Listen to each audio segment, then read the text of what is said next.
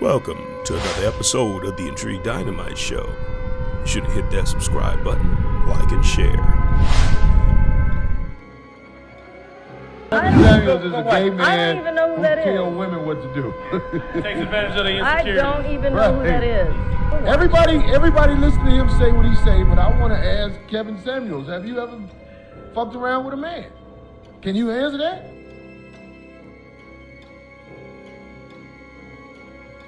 But when I'm talking about effeminate men, I'm specifically talking about men not who consider themselves, again, to be a part officially of the LGBTQ. I'm talking about a non-masculine man. Dog, you see the moistness in that nigga. But We you guys- men, what dog. do you We think? know when somebody moist, man. I think we understand why a lot of women look at Kevin Samuels and say that Kevin Samuels was hee. And that's probably because a lot of them didn't want to hear what he has to say anytime that. So when I'm talking about a pussy, I'm talking about somebody that's moving about as a dysfunctional, malfunctioning man. Now, I'm going to tell you, a lot of you guys never learned how to do this. You think, oh man, this is some gay shit. Let me tell you something. This is what men do and should be doing. So when you're not behaving and rising up as a man with such qualities, baby, you're gonna get that word.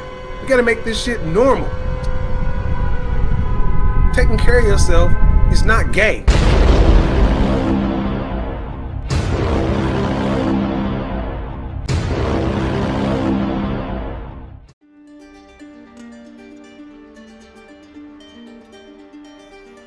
There are typically 3 P's that drive a woman's selection in a mate. That is profit, procreation, and protection. Now, in current times, there's even a 4th, which is popularity, which can be a subset of profit in that she may not profit from him directly, from the man directly, but that the clout that she gains can help lead to profitable doors opening. Now, who defines masculine?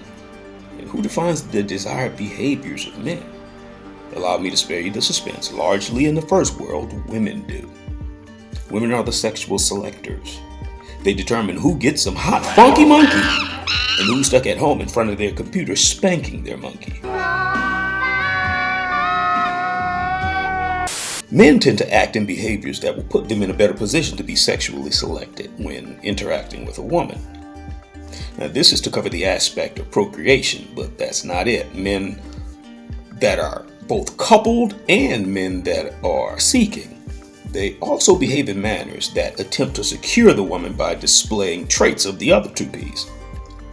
Profit, which is provision, and protection. As men, we have the tendency to be defensive when another man sets his eyes on the woman that we are with.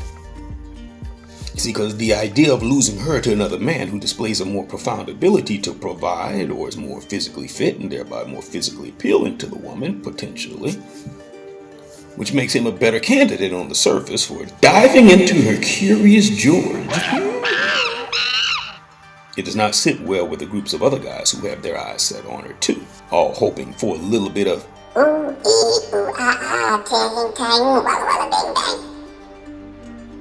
Men who are slightly bothered by this will attempt to diminish the image of the man in the eyes of the woman, or attempt to instill seeds of doubt into him so as to derail him of the confidence that he has.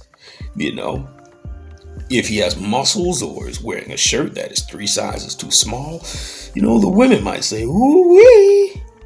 But then the men will say, come on, dude, man, look at you, bro. You wearing a little baby shirt. Stop shopping at the Baby Gap.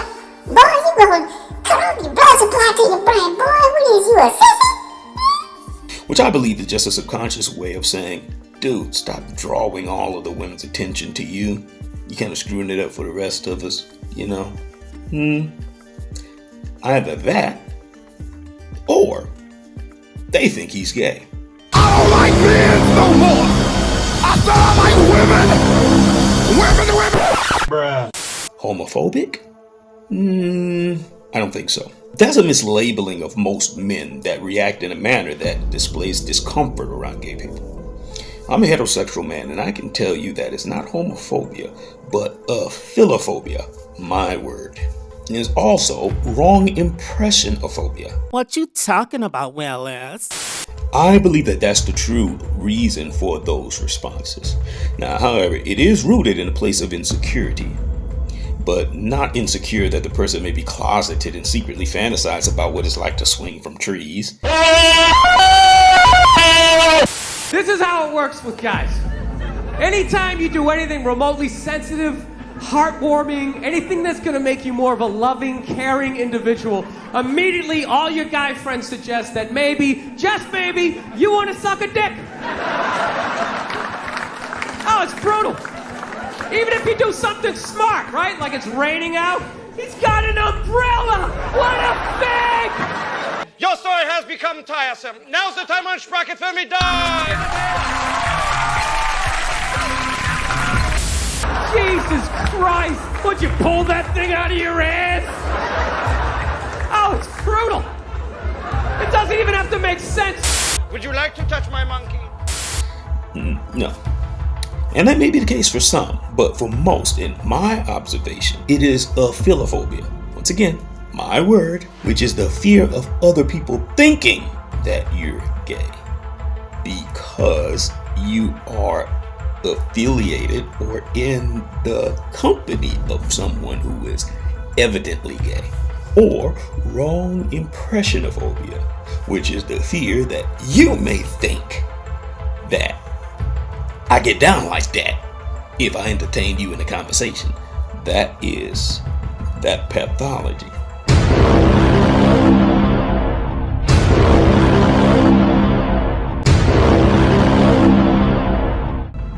The way that a man behaves is not exclusive to being regarded as prime for sexual selection, but also it is man's protective mechanism. Some men are vulnerable and some men are savages, and any display of weakness puts the scent of blood in the air, alerting the savages to where they can find the food. Take Patrice O'Neal, for instance, as he details his experience with the punk test.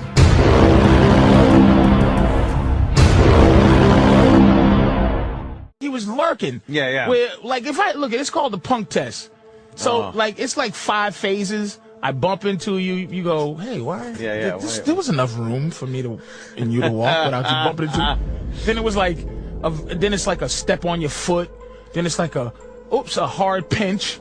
You're like, man, he's doing recon on your ass. He's doing recon, Yeah. and by the time he decides he's gonna make up whatever story is, they're gonna rob you. And I was so ashamed because to really make it hurt. Wait a minute. Fuck? He goes like this. He goes, hey yo. I said, uh-oh. So I tried to be hardcore. Right away. I tried to be hardcore, but he had already given me the punk test. I failed miserably. Men who were raised in an environment of dog eat dog, where the chances of becoming a victim to the savages were disproportionately higher, they learned to wear the mask of the savage in order to discourage all threats from even getting the idea to think that there was an ounce of weakness in them, to take the chance on the threat. This was the birth of the mean mug. Whatever. The facial attempt to discourage all foolery from those approaching or looking at you before making their intentions known. Don't stare at me, man. I hate to be in the pins clapping one of my fans. In private, some of these guys, they even listened to Barbra Streisand or wore cozy house slippers with bunny ears while watching Sleeping Beauty. But as soon as they hit the public eye, under the watchful eye of the savages lurking and the women making their selections, both analyzing for signs of perceived weakness for their own respective agendas, these otherwise articulate, cultured, and intelligent guys would dumb that down or discard it altogether and replace their true selves with the ideological behavioral traits that women tended to gravitate to, all while also performing the theater that is meant to discourage men from testing their flight or fight response.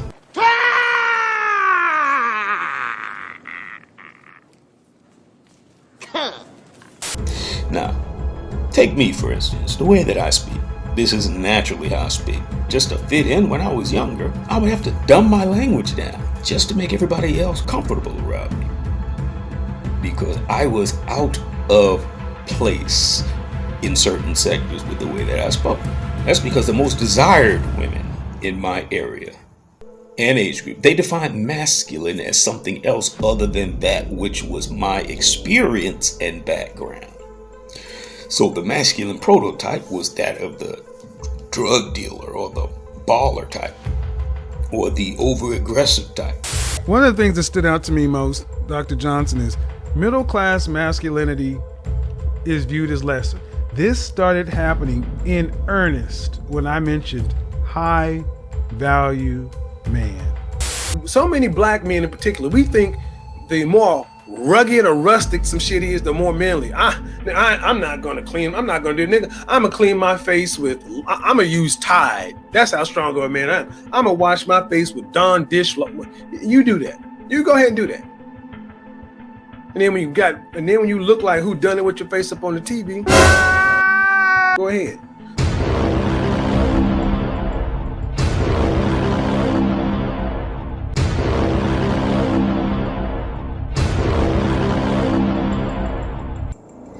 It is no secret that black people are very impressionable by media influence. You know what I'm saying? And I think sometimes with our black women, they follow trends. Yes. we black folks are some of the most media susceptible on the planet. I was just talking about this today. So why then is it surprising to find that a generation of so many women sought the manner of man that MC Lyte described and declared was her preference in her influential song, Roughneck, in the 90s. Evil grin with a mouth full of gold teeth. Starting beef is how he spells relief. Now, that would make anything that does not fit that description less desirable to those women who adopted her description of what masculinity entails, because women are the sexual selectors, and thereby set the criteria for what men tend to mimic in order to hide. Hold up. I was about to say face first, but some of these monkeys out here funky. Bruh. In order to dive waist deep into some of that monkey. And sometimes, those dudes really do be